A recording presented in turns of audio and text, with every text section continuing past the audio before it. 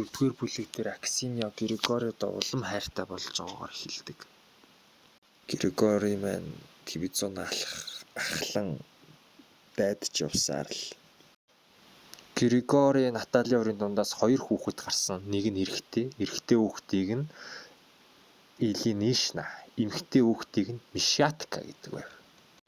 Григори байлдаж явахдаа жимс тосгоныг харж сэтгэл санаа нь гунхарлаа. Хаашаал харна эвдэрч сүрсэн юмс гоёвсог кенцер байшин бүгдээрээ харлаж намхан болсон мэт үзэгднэ. Хэд хоногийн дараа Григори Аксиньяг ирэхээр гэрт нь ортол Аксиньягийн эгч нь Стефантай хамт сууж. Стефан нэг шил архины ард гарсан болтой суув. Григориг дуудан уулдаа гэж суув. Григорич дотроо айн зодоонуудээ болох үедээ эхнэрийнх нь нууц самраг нөхөртэй таарчдагч тоогүй хэрэг боллоо да гэж Аксиньягийн эгч нь бодно. Тэр хоёрын ивд тухыг олох гэж эгч нь хажуугаар нь ихэлгүүн. Төд бодлохгүй Аксинья орж ирлээ. Тэгэхэд Стефан Аксинья наашаа суултаа гэв. Аксиньяч Григориг анзаарсан шинжгүй харангуйтаа "Хүй сайн байна уу?" гэв. Григори дуугуул толгой тогтлоо. Стефаны нүүрэнд нь улам гал улалцж уур нь хурж байгаа нэлт харагдана. "Суугач чи" гэж хэмээн орилоход Григори димжин "Тийм ээ, нааша суулдаа хөршөө" гэхэд Аксинья яад юм блэ байц гэж бодож байгаад очиж явахдаа салганаад аягийг хагалчихдээ. Тэгэд Аксинья аяга чимээг өхөн түүн. Стефан Аксиньяд аяг дүүрэн арх хийж өвчөөд "Уу" гэхэд "Уухгүй" гэв. "Тэгвэл чи Григоригийн эрүүл мэндийн төлөө уй" гэхэд дуртаяа Аксинья "Григоригийн эрүүл мэндийн төлөө" гэд тэр архийг уув.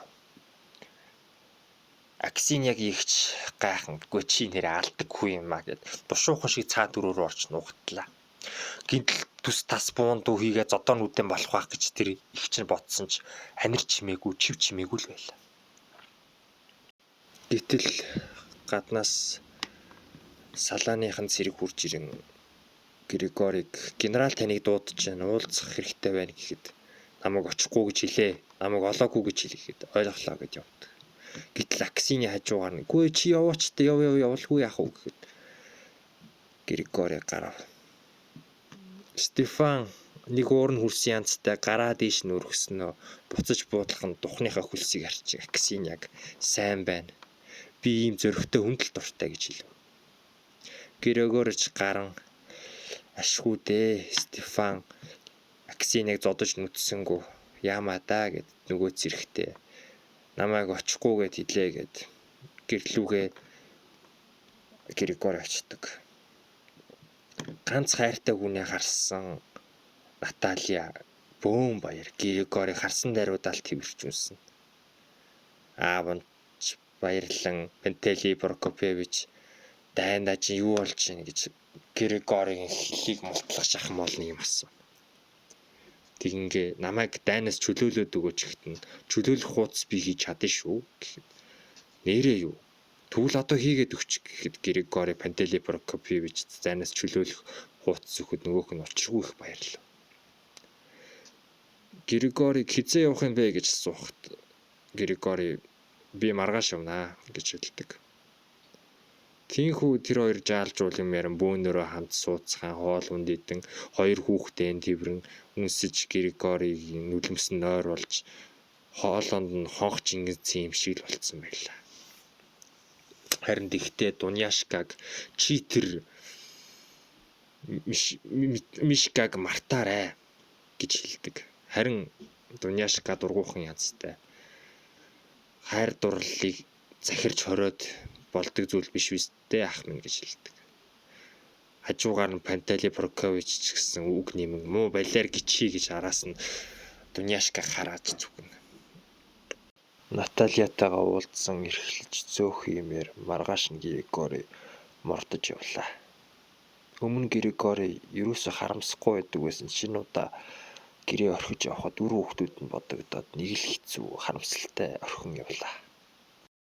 Пантелей Прокопьевичийн гэр бүл нь хоорондоо тарж буртран хүүтэн хөндий болцгоол. Энэ мэдээж дайнаас болсон. Дарья хүүхэн офицер залуутай явж байгаа тэрнтэйгээ нөхцөөд яршчихсан байлаа. Тэрийг Натальяд хэлэн Натальяч санаа зовн одоо чи яандаа гэв. Григори тушаал дэвшин генералуудыг хурандаагаар сулж 100-ийн дарга боллоо. Тингээ өөрийнхөө хүмүүсийг тараан баяртай гэж салах эсэх эцгийн. Тэгээд тэр шөндөө Григори нэрмэл уучхно. Наталья ир нөхрөө яаснаа санаа зов хийдимий санаа зовхоор очиж асууя гин зөрг шулуудан Аксиня дээр очиж чи манай нөхөртөө явуулддаг гээд ах энэ үнэн үү гэхэд Аксиня нүдээ жирвэлэн харж ирсэн энэ үнэ. Одоо үннээс хойш би юу гэнөх вэ? Чи намайг инглигээд хутгалах уу? Аль эсвэл цонхны минь шилийг хагалах уу гэхэд Наталья босож би чамайг яахчгүй. Харин Григориг ирэхээр нь ярилцсан. Тэр үед л яах нь шийдэгдэндээ. Би хоёр хүүхэдтэй би өөрөө аваад явчих чадна гэв. Аксиня Натальяд чаддгийм бол нөхрөө аваарай гэж хэлэн тэр хоёр зодоонуудын хийхгүй салцгаадаг. Наталья гэртээ ирэн уурлан бархиран үүлэн зохирон хамаг учрыг мэдсэн Григоригийн ээж Еленишна тайвшир гэж аргатна. Тэгэхэд Наталья ээжээ би яах вэ? Би 3 сартай жирэмсэн. Би энэ хүүхдийг гаргабааргүй байна гэхэд Еленишна чи юу ярина вэ? Бити тэгэж яар гэхэд маргааш Наталья сэмэрхэн гэрээсээ гараад цугцсныг нь Еленишна мэдэн санаа зовсон. Шүн дунд болоход Наталья ч ирлээ. Битүү цус болцсон, хөлөөр нь цус сурсан дагна. Тэгин ээжээ та миний цусыг арчаач. Одоо сэтгэл амар тайван боллоо. Цусал их гарлаа гэж хэлнэ. Тэгин тэр цусыг арчин цэвэрлэж хахад Дарья Натальяг нийл цус болцсон байгааг хараад Пантелеевичийг сэрэн Наталья ух гэж байна. Босоорой. Бушуу имлэг явъя гин. Еленишна Пантелеевичд Натальяг юу хийсэн гэдгийг хэлэхэд уурлан муу дүүрсэн гөлөгчин муу нохон гөлөг зөрүү тгээс би одоохон наатах чинь алаад үгүй зодоод үгүй гин өрөөрөө дайрах гэж орох гэж үзсэн. Тэгин бүүн хараал урсгасаар ногт морой хүллэн гарч яв. Эмч ирж Натальяг үзэн авралгүй болсон байна гэдгийг хэлв. Наталья ч үхлээ. Хожуу дуулдаж Григори Натальяг оршуулснаас 3 хоногийн дараа гэртээ ирэв. Ирэн аав ээжтэйгээ яагаад өөрийгөө тэгсэн, юу болсон бүгдийг нь ойлгон Аксиньятай явуулж ирснийг мэдээд тэгсэн юм а гэдгийг мэдэн царайн цон хийдэг. Григори маш их харамсан Аксиньяг дотроо хүзэн ядан тариалангийнхаа хар бор ажлыг хийсэн ч Натальяд хоргодоод зүрх нь өвдөж байлаа. За зэнтж байвал удаан байвал би гансрах юм байна да гэн буцсан фронт руугаа явлаа. Дайс сунжирч фронт сахилах батаа алдаж 8 настай балчраас 80 настай буурлыг хүртэл цэрэгт татж байлаа. Григорич байлдаж явсаар харин ар гэрийгт нь үхэл дайрсан юм шиг тэн хагас нь үхэж үргэлдээд анирч хэмээгүй боллоо. Нэг удаа Дуняшка Дарьятай цуг голд очиж усанд ортол Дарья усанд төрүүлж оронгуудаа баяртай хүүхнүүдээ гэж хэлээд доошоо живэн алгавал. Дуняшка жайд сандран Дарья живжлээ гэж гэрийнхэндээ хэлнэ. Түүнийг загас чин маргааш нь татаж гаргаж иртэл аль үжи өгцөн байл. Түүний засал номыг хийлгээгээд лам дээр очтол лам амиа хорлсон хүний засал номыг би хийхгүй гэдэг. Гэтэл Пантелеевич хуурлан чи яахаараа хийдгүй лээ. Нөхөр нь офицер хүн Георгийн одоо медальтай. Чи надад ингэж хандж байгаа юм. Намайг хүндэлдэг бол чи хийх л хэрэгтэй. Би гацааны атманыг яг одоо дуудна гэж хаалгын чанган шиг хаан гарan сүрдүүлв. Сүрдүүлсэн нь ч болж маргааш нь харлам Дарьягийн ажил явдлыг хийж өгөн Дарьяг оршууллаа. Ингэн гэр бүр улам анирч химээгүй болж Еленишна Григоригийн 2 хүүхэдтэй хамт байцгаана. Григорийн хоёр хүүхдийн жолигтой харж чадахгүй ажил гэж гүүгээ явж байхад нь Григогийн хоёр хүүхэд нь Аксиньягийн гэрт гүйж очиод болж өгөхгүй байлаа. Чи битгий тийшээ яваа. Аксинья руу дахиж битгий очороо гэтэл нөгөө хүүхэд нь 2 хоногийн дараа дахиад л Аксиньян дээр очицсон. Ханзархаа цамцныхын цахыг оёод өгсөн байлаа. Еленишна дотроо бодон Натальягийн толгойг зэлгсэн байж муу ёрын золиг хүүхдийг тасгаж байгаад дараа нь Григорийн толгойг эргүүлэх гэж байгаа юм би ёстой нэг хорт могоо юм да гэж бодлоо. Тэгж бодон Еленишна аймгийн Аксинья дээр очиж уулзсан хоорондоо хэрэлдэн салцгаал. Аксиньяч Пантелеевичийн гэр бүлийнхэнтэй мэд мэдэлцгээ байсан. Тэр цагаас хойш тэгж ямаан зан гаргаж байгаа.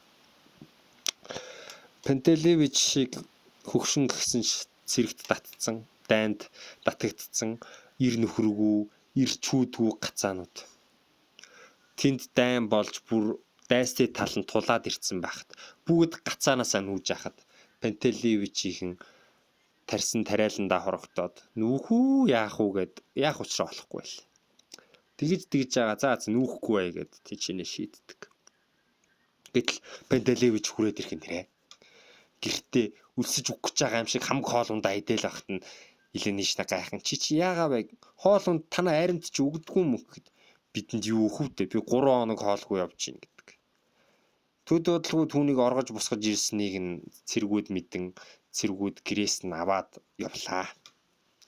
Тэгээд тэр хүнийг шийтгэх гэж банцдах гэтэл хүүхэд нь Григори офицер юм байна гэд түүнийг банцдахгүй цагаатгадаг. Гэтэл манай Пантелеевич дахиад л оргоод гэртээ хурж ирэн энэ гацаанаас сэтүүлээ нүүцгий. Дайсны талынхан ч тулаад ирсэн байна гин. Гэтэл ихнэр нь чи бүр мөсөн ирсэн үү гэсэн чинь бүр мөсөн бишээ. Намайг тэд барих хүртэл би энд ирлээ гэдэг. Григори гэртээ хижиг өвчнөд устсан хүнээр хөргүүлэн ирдэг. Царай зүс нь бараад цогийсон. Пантелей Прокофьевич Еленишна хоёр Григориг өгчихүйдээ гэж маш идэхэн эмчийг яаралтай дууд. Төд бодлого Григори сарын дараа хижиг өвчнөө бүрэн идэхэн өндөр туранхай юм гэртээ холхон явна. Тэгж явах хугацаанд хүүхдүүдтэйгээ ээж цагийг өнгөрөө. Гэтэл муу банд нь дандаа ааваасаа дайн дажин асууж аава та дайнд явсан хүн алж үзсэн үү гээл юм асуухад нь Григори санаалт нь чи бити ийм балаа юм асуугаад бол гэдэг. Гэтэл нөгөө муу золих нь байнга л тийм дайн дажин үхэл хагцал хүн алсан уу гэж асуусаар л идэг. Григори чидэглээ. Казакууд бүгд дайнаас сугарж байгаа гэсэн мэдээ хэрв. Төд бодлого Григориг буцсан фронттой ирэхийг хүрв. Григорич би өөрөө идэхээр очно гэж хэл дамжуулаад явах бэлтгэлээ бадсан мориоч зихэн өөрийгөөч зихэн авж явах солих хувцас оёдыг оёх утас бүх юмуд бэлдээд гараад явлаа.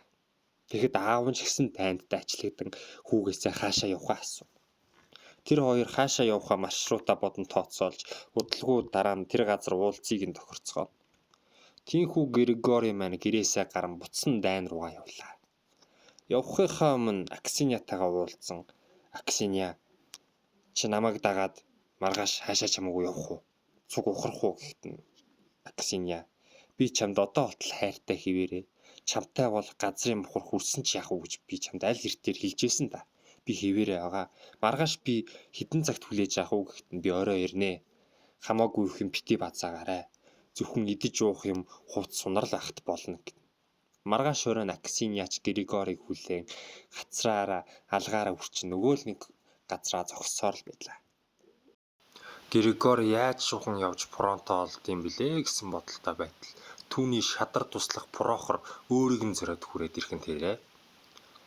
Григорич харж баярлан юу болоо вэ яав гэхэд Прохор их нэртэйгээ цуг явж исэн болохоор их нэрээсээ цааргалан ярьж өгөхгүй байхад Григори асуусаар л байлаа. Тэгэхэд Прохор их нэрээ би даргатайгаа уулзсных нэг тагш арх хүндэрчмөр ахын чи нэг яваад арх аваад ирээч чамд байгаа юу гэд их нэрээ явуулангуудаа Григорид чи одоо их нэр байхад юм асуугаад яасан хэцүү юм бэ чи их нэртэй байхад ярьж болохгүй юм байна штэ надаа гэд нүүр нь улаадаг. Григори юу болсноо надад ярил даа гэхэд тэр бүхнийг ярив. Тэрээр хоёр цэрэгтэй хамт эргүүлд гараа явж хахад уулын мухард нэг улаан цэрэг орилон намайг битгий алаач би та нарт дагаар оръё гин морилцгоо. Түүнийг хараад түүний уур машид хүрэн чи манай тал юм байж дайсны талд ингэж дагаар ордын би чи ингэж мовширч ивэл энэ дайч яаж дуусах юм? Бид нар бөөнөрөө нийлээд хамтдаа тэнцээ явсан бол эн чин дороо дуусчих байсан гэж бөөнөрөө угталтан нөгөөх их чин зодож гарваа. Тэгтэл нөгөөх нь намайг битгий зодоодоо би бол офицер хүн намайг та нар дарга дээр аваачиж хүргээ дал гээд үг дуурдггүй байв. Тэр ид зодчоод дарга дээж аваачаад өглөө. Гэтэл гай болж нөгөөх нь тэр зуутын дарга болоод ороод ирлээ. Тэгэн нөгөө гурав их чинь заанан та гурав наашаа хүрээд ир. Та гурав намайг зодсон доо.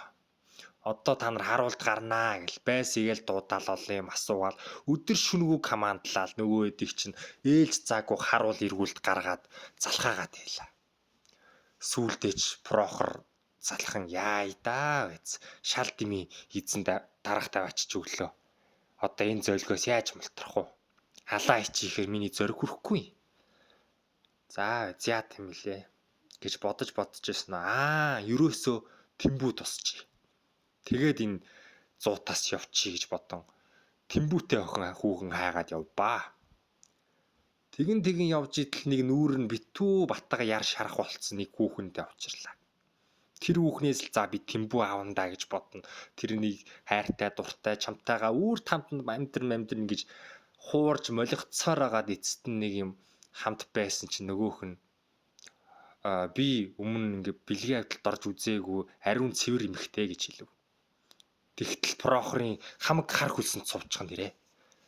Тэгэн бүр машид гайхан над чам шиг ийм ариун цэвэр хүүхэн хэрэггүй гэж хэлээд хаяа явлаа. Тэгээ дахиад л өөр хүүхэн ирж хайд сурж ирүүлж явтал нэг өвчтөе хүүхэн бэлэвсэн хүүхэн олоод чамд өвчтөе юу гэхэд нөгөөх нь жаахан би гэл. Тэгтэн надаа наа чинь хэрэгтэй дээ гэд тэр эмхтээд 100 кубл мөнгө өгөөд тэгээд унтаад Тэмбүү аваад чөлөөлөгдөн явсан тэр байжээ. Тийм учраас л эхнэрийнхээ хажууд тэр хийхгүй гэж цааргал нь нуусна нь ил боллоо. Тэгэхэд Григори би Аксиньяг аваад фронт руу явнаа. Чамд зүгээр үстэй гэхэд Прохор надад та хоёрын яахыг пад алга өөрөө л мэдэхгүй юу гин. Тэгэн Аксиньяг аавн тэр хэд цаашаа явцгаалаа. Явж явах замдаа нэг газар хоног төөрүүлье гэж хамтдаа хоноглолоо. Машид их даарсан, бээрсэн Аксинья Григори аль нь л зут руу явж байхын тэрэ. Прохорын эхнэрийн архиа гарган тэр хоёр ярин нэрээ би чам тэр даргын талаар дуустал нь яриаггүй юм байна. Нөгөө мө зөлгийн даргагч манайхан бүгдээр аалцсан гэсэн. Дайдч явж байхад манай эдэн цэргүүд ардаас нь буудаад хороосон гэсэн гэхэд Григори үнэн үү гэхэд үнэ гин. Би л харин шал дими тэрнээс цухтаж Тэмбүү өгч авлаа да зөлөг гэж Прохор харамсан. Тэд замдаа явж байтал Аксинья хижиг өвчин туссан замын ая даахаа байлаа. Нэгэн айлд орон Аксиньяг хөвтүүлчихэд гэрийн эзэнтэй Аксиньяг авч үлдээд халамжиж алсраач хэдэн ч төгрөгөөс хамаагүй өгье гэж ярилцаж тохирон байдаг бүх мөнгөө өгөн дээр нь винто буугаа сумтайн цуг гэрийн эзэн тушаачаад Аксиньяг үлдээн цаашаа явлаа. Аксиньяг орхиж явсноос хойш Григорид бүх юм уутгартай санагдан бус үйл явдлыг үл тоон бүх юм шал утгагүй санагдаж байлаа. Тэгдээд явж явах замдаа Пантелей Прокопьевичийн явсан салаатай тааран аавыгаа асуухад аав нь өчигдөр таалал төгсөж өгсөн гэдгийг мэднэ. Григорич гачин царайлан аавынхаа цогцыг харчаад тэр өдөртөө л авсийж оршуулдیں۔ Тэгээ цаашаагаа явж явах замдаа Григори маань бие нүвдэж эмчэд үзүүлтэл хижиг өвчин тусцсан байна. Та эндээ амарсан дээрээ явбал та өхнэ гэж эмч нь хэлэхэд үхсэн ч хамаагүй би явнаа гэд явдаг. Явж явах замдаа түүний бие өвдөн ухаалдан нүдэн балартан тэрэгэн дээр хөвтөн явах хэвээр. Дагуулж явж байгаа Прохор өрөвдөн чимийн амьд уу? Энэ гацаан дээр зогсох уу? гэсэн чинь Григори үхтэл минь аваад яваач гэж хэлнэ. Түүний яриаг нь ойлгосон бололтой Прохор цаашаага явсаар л байна. Григори чийдэглээ. Цаашаага үргэлжлүүлээ байлдыг гэхэд Прохор юу яриа солиороод байгаа юм бэ? Улаан гал руу чи дайрж орох гээд байгаа юм уу? Би л харьлаа буцлаа гэд гэлүүгээ явчихна. Григорич байлдаад үлдээстэй. Харин Илэнишна Григориг хүлээн миний хүү хаана байгаа юм бол доо миний хүү хизээрх юм бол гэд өвгөн нөхөр нөхөснийг үл тоон зөвхөн Григориг гээд байгааг нь харан Дуняшка Аксина гайхаж байлаа. Гэтэл төд бодлого гэрт нь Мишка орж ирэн Дуняшкагаа аван тэр хоёр тустаагаар амьдралаа. Тэгэн байж байтал Прохор захиа авч орж ирэн Григоригоос захиа иржээ гэж Илэнишнад уншиж өг. Тэр энэ зам дуусаад намар болохоор очноо гэсэн байл. Энийг сонсоод Илэнишна бөөн баяр. Гэвч Илэнишна хүүгээ амьдаар нь харч хамсаан гэж мөрөөдчихсэн ч чадсангүй. Би нүвдөөд нас бархан тэр.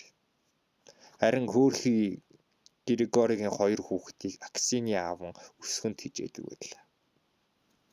Григори дайдаж байлдаж явсаар байгаад ханлаа. Буцаж нутагтаа ирж Аксинятайгаа хамт хүүхдүүдээ амар тайван амьдрахаар нутгийн зүг жолоо залж байгаа нь тэрээ. Тэрээр явж явах замдаа мориос сэлгэн гацаа бүрээр орж явдаг байлаа. Тэгэн сүулт нэг шар хөллөөд үхэрт хэрэгтэй явлаа. Тэргэн дээр нь жолоодж яваа нэг бэлгэсэн 21 настай хүүхэн байхан тэр. Тэр ч Григоритой зам дээр явж байхдаа яриа өдөөстэй л байдаг. Тэр хоёр явж явах замдаа хоноглон нэг газар хөвтлээ. Цас жайхтар шуурна. Григори босон цаашаа жоохон зам үлдсэн болохоор би ганцаараа алхаад явлаа. Чи эндээс харьдаа гэж тэр үгэндээ салах ёсгийн гэрлүүгээ алхлаа. Григори гэрлүүгээ алхасаар нэг юм орлоо. Гэтэл Мишка Дуняшкатай суудсан хамт байж байгааг нь хараад гайхлаа. Тэр хоёр ч минд мэдлцээ байж илаа. Дуняшкач ахыгаа ирсэнд бөөн баяр байлаа. Төд бодлого Прохорч гүүж хурж ирээд даргаа харан бөөн баяр болно. Та минь зүгээр үү амьд дөө яаж аваад хурж ирвэ гэж тэр хоёр би нэгэ харан тэврэлтэн. Дундаасаа нэг юм гаргаж ирээд хоорондоо архитан ууцгааж байлаа. Гэтэл Дуняшка би Аксиняг аваад ирье гэж гарлаа. Аксиняч хэсэг бодлого орж ирэв. Григори Аксины хоёр би нэгэ жоохтой харцаар хараал. Тэгж жагаал Прохор ялах тугал ус угаацсыг ялгадаггүй юм. Надад уугаагүй арх дарс гэж байхгүй. Хамгийн сайн дарс бол ийм юм байд ингээ баахан арх дарс ирнэ. Аксиняч төд бодлого хайртай хүнээ харсан болохоор сэтгэл нь хасан янзтай. Жохон байлж агаад гараад явлаа. Григорич түүний харцыг ажсан болохоор хэлэх үг байхгүй. Надад хайртай гэдгийг мэдэж байлаа. Прохор ч гэсэн за одоо би ингэсгээд явъя да. Эхнэр маань гэж өстой айхтар үглээчим. Одоо үглээд намайг унтуулахгүй даа. Согтуу толгой нохоо минь хаагуур явж хурж ирүүгээ намайг чи илдэв бусаар хэлнэ. Тэгэж хэрэлцсээр байгаа дүүр цайлахчтэй. Малынхаа хашаанд ороод унтъя да гэж тэр хэлнэ. Прохорч нэг гараг болцсон амтнд ирэмдэг зэрэмдгээр нь эхнэр нь бас даапалж хэрүүлийн үддэг бололтой. Григорич Прохорыг хашаанаас гарган буцаж галын өрөө рүү орон Мишка хойлоо юм ярих уу гэж тэр хоёр суулаа. Тэгээд тэр хоёр хэрэлдэж гарваа. Өнгөрснөөс хүлцэн чи манай талын тэдэн хүнийг алсан, чи миний ах Петрог алсан гэд. Чоныг хичнээн сайн тижээсэн ч ойруугаа тэмүүлдэг чи бол муу чон гэж Григориг Мишка хараа. Григори маргааш нь Прохор руу очиход Прохор гэртээ ганцаараа үнээгээ саах гээд харгаа ятцсан ганц гартай зүдэрч байдаг. Григорич түүнд туслан тэр хоёр нэг шилэм задлах хоорондоо ярихад хажуу талын тусган гацааг нь улаантангууд цагаантнуудыг дарснараа цагаантнууд эзэлж байна. Григорич царай баран би чинь цагаантны талд орж дайдчихсэн офицер цолтой хүн намайг тэднэрт тэгвэл даруй барьж ороо шоронд хийх юм байна да. За ойлголоо найз минь гэрээсээ гарan Аксиняг үнсэн гэрээсээ тэр урдан цухтан алга боллоо. Тэр нуугдж байгаа хугацаанд Аксиняг Оли хамаатан дээр очиж хэд хоног хоноод тэгээ дараа нь гадаа явж байгаад хідэн цэрэгт баригдаад Гэтэл тэрэн дээр очтол хуучин цэргийнхэн хүн удирдах явчихсан байж таарч тэднэртэй нийлж ихсэг юмнаа. Тэр найзын Помин гэдэг. Бид бол хөдөлмөрч ардын төлөө тэнцэгчд гэж өөрсдийгөө нэрлэнэ. Помин зөвлөлт засгийг байхгүй болгож казак засаг байгуулна гэж дандаа ярьдаг. Тэр очисон гацаа болгондоо тэгж хэлсэн ч казакууд дайдаж байлцаар хагаад бүр халширсан улсууд тариа будаандаа анхаар юун дайнд тулаан бэ? Та нартай нийлэхгүй гэд яваад байдаг. Григорич дотроо Помины санаархал зайлшгүй сүрх юм байна да гэж сэтгэл дүгшин бодлоо.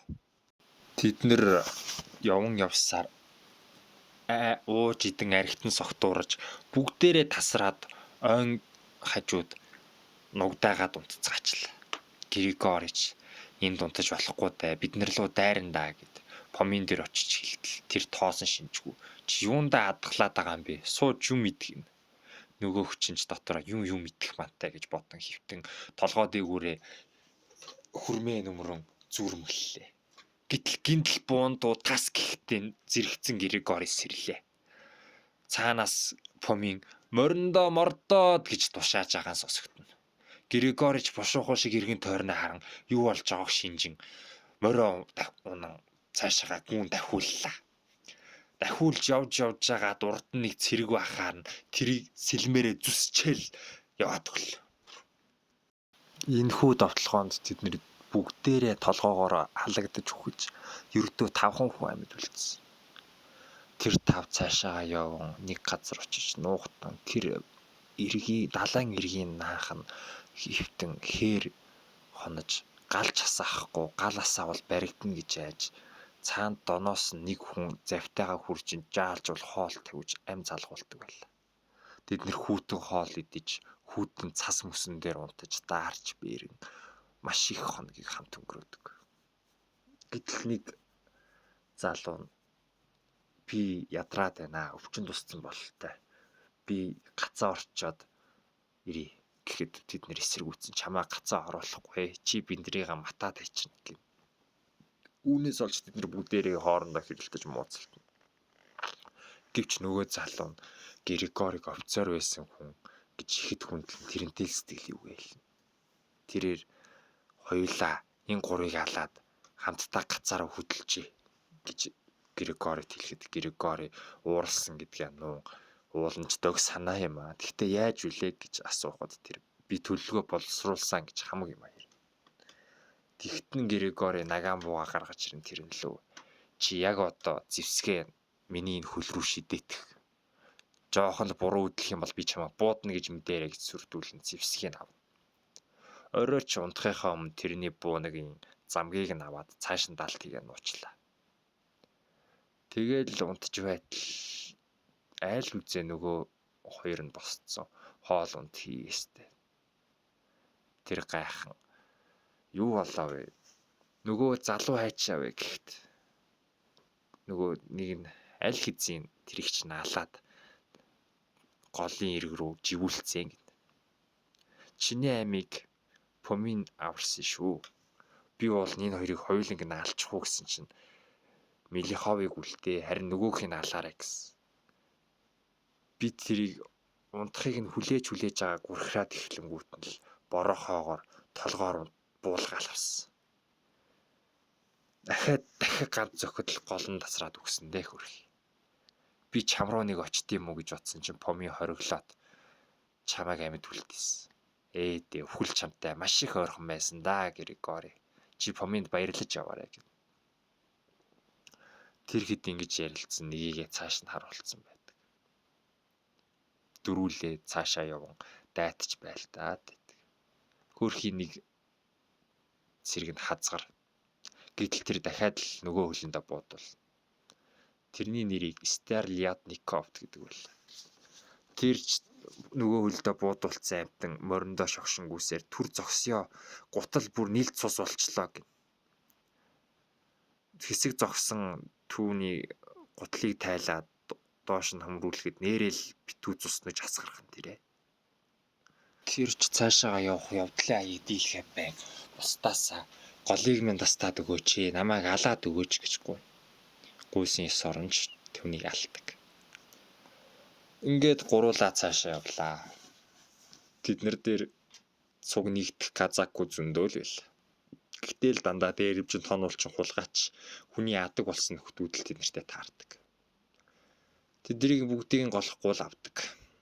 Тэгсэн одоо бид нэр ийм олуулаа болчлоо. Григоричи штабын дарга хийгээч гэж Григорос гуйдаг. Григорич Помин тэлэн эрс эсэргүүцэн миний штабын дарга гэх чиний ингэж толгой олж явахтай адилхан баха. Би чадахгүй гэж эрс хэлдэг. Гэтэл тэднэрт нэг еврей нөхөр орж ирлээ. Тэр еврей нөхрийг авах уу байх уу гэж Помин их бодож жагаад авъя гэж Чумакав руу явуулчихдаг. Чумакав гэтэл чи чинь солиороо юу? Ямар зөлгөө ээж над руу еврей явуулж байгаа. Би тэрийг чинь авахгүй гэж хэлэн омогддог. Ингэснээр тэр еврейг авсангүй. Гэтэл нэг Маша гэж нэг эргүү мангар юмыг ааван 2 дугаар сланда илсүүллээ. Тэдний дайжиг нэг инээ шоолж Машаанч болсон болоогүй мангар юм ярьж байгааг Григори туулан эднэртэй хамт баймаргүй санагдан ийм хүмүүстэй хувь заяагаа холбосондоо маш их харамсдаг. Тийхүү ерөөсөө л маргааш зүхтий гэж шийдлээ. Григорич зүхтахтаа аль эртнээс бэлдэж морио сайн сойсон. Морин их хурдалж чаддаг болсон байл. Тийхүү тэр бэлдэж морио ундалж хоолж маргааштай базан маргааш болж явах үед л хар урдаараа давхингүй. Хар урдаараа давхин гол нуур гатлан дөлгөөн дон дээрээ ирэн Аксиня хатаага уулзсан 2 хүүхдээ үнсчээд 2 хүүхдээ Дуняшкад үлдээн Аксиня тэр 2 цаашаа хамтдаа явах уу гэхэд Аксиня чамайг дагаа таашаач явсан яах уу гэд явдаг. Тэр 2 явж явах замдаа нэгэн ойд очиж тэнцэнэ хоног төөрүүлж буудлан тэр 2 ээлжилж морио харан ээлжилж удацгаана. Тэр 2-ыг явж идэл буундуу тасхийн араас нь буутхан дээрээ. Григори Аксиня 2 мориндоо мордон давхин харин Аксиня игэмрүүгээ бодуулж харагдсан байл. Маргааш өглөө үүр болоход Аксиня нүдэнлээ.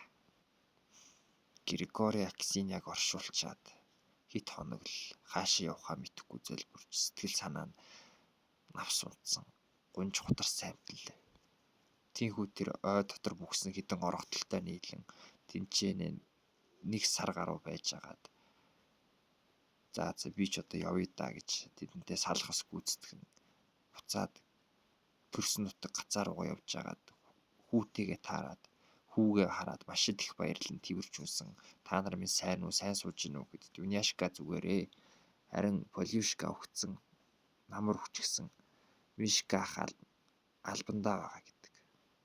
Цэвдэг хүүтэн наран гисэн асар удам гэгээн сарвал энэ бүх орчлон хорвоотой одоохондоо түүнийг холбож амьдралд нь үлдэж хоцорсон цорын ганц юм энэ л боллоо. Төгсөв. Ингээд 4-р бут маань дуусч байна. Дөлгөөн дооны эцэст нэг юм ярьж дуслаа, дараагийн имжлэгээр ууслаа баяр таа.